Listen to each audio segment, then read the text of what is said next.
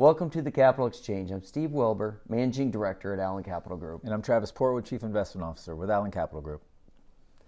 Travis, the new Congress was sworn in this week, but not before the previous Congress passed Secure Act 2.0, which was signed into law on December 29th, right before the end of the year. And it adds 90 plus provisions that start in 2023. 90 provisions is a lot, Steve. We're not going to go over all 90 plus today, but we think it's important. Let's just hit three provisions in this plan. First, let's talk about RMDs. So if you were born between the years 1951 and 1959, RMDs now start at age 73 instead of age 72. It's good news for you. It's right? Not quite that old, Okay, Travis, okay. again. If you were born... One of these days you'll remember that. I know. If you were born 1960 or later, RMDs now shift to age 75. So We're getting closer. Yeah, pushing that age, pushing that age back and allowing those dollars to compound longer in IRA accounts is a good move, I think. It is. And all right, Travis, now we know my age. I'm older than you. There's no question. The second provision is Roth money in employer retirement accounts. We know Roth IRAs do not have required minimum distributions. However, many people have overlooked the fact that employer Roth accounts, such as Roth 401ks, were subject to RMDs. The Secure Act, though, 2.0 says that's no longer the case, which is great. Starting in 2024,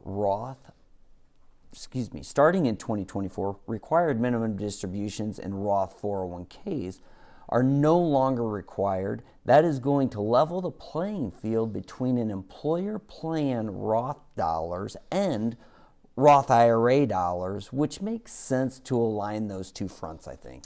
Yeah, I think it does make sense to bring some parity there. So, number three, let's stick with the Roth theme here, Steve.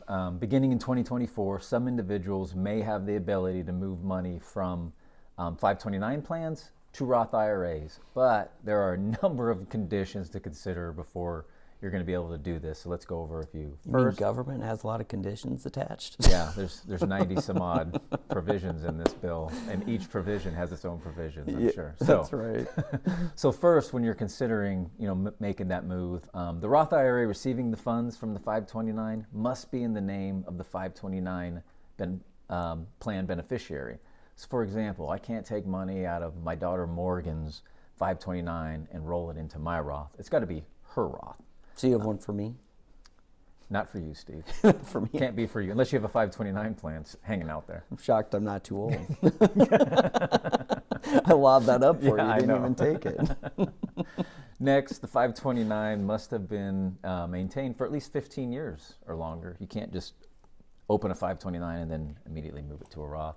The limit for what you can move between the 529 and the Roth is the IRA contribution limit for that calendar year, whatever it might be at that time.